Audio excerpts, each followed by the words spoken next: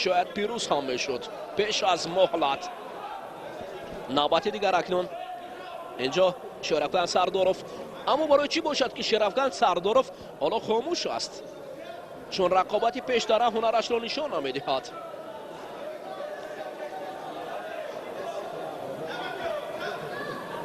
حالا فاروق صابرов چرخ زنان نظارت میبرد. اگر رفت و کم فعال باشند پس شیدوی نوبتی را نیست نشان خواهد داد. نه، اینجا هجوم شرافگان سرداروف بود.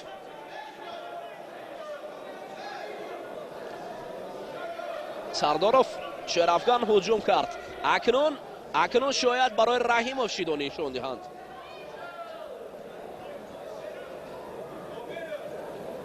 بله دوستان ارجمند، اینجا شرافگان سرداروف که در سابقتی گذشته برای به قسمی فینالی برآمدن با آیت الله اکنون دو شیدو شد. ببینید از دسته خطلاندو خیلی هم خوازمایی این دو پهلوان وزنین گذشت و در فرجامی تقریبا دقیقه یا خود گیم ثانیه‌های آخری خوازمایی فقط شرافگان توانست بر حریف پرزدور خود آیت الله قمر از منطقه کلوب ولایت خطلان پیروزی به دست بیارد و به قسمی فینالی راه خواهد گیرد.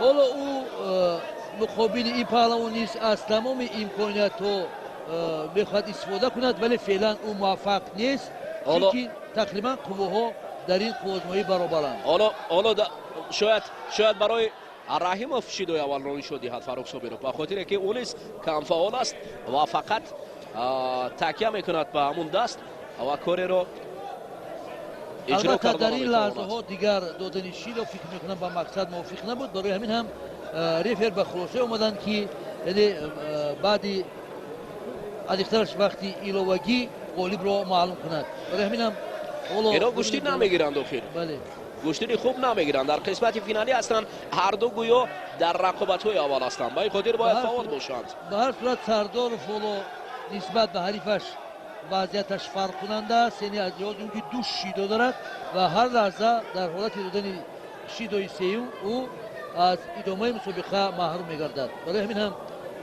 برای این ورزشکار تو اندازه البته این سبقت که در آغاز خیلی خوب هنرنمایی کرد تا اندازه مشکل میگردد. به هر صورت این سبقت فینالی است و تمام ذخیره قوه‌های ورزشکار که برای این مسابقه طول یک سال آماده شده است در این روزی که مثلا مسابقه برگزار میگردد حتمی پیش از هر یک خوازمایی فکرهای مختلف آمادگی مقابل هدف است، ولی اینجا پرتافت تا آخر رسانده نشد، هرچند که آغازش خیلی هم زیبا بود ولی انجام آن نه چندان و اینجا با پهلوان بود و به رحیموف آگاهی شیدو داده می شود و همون سبقت پرتافت سردست اینجا رحیموف است.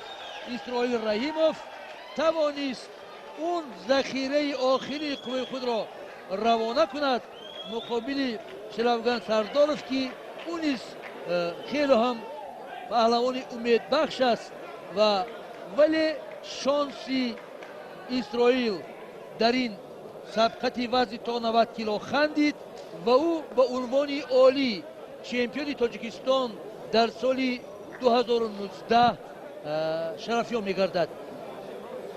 واقعا هم این هر دو پهلوان هم هنری والا در میدان نشان دادند، هم شرافگان سرداروف و هم اسرائیل رحیموف.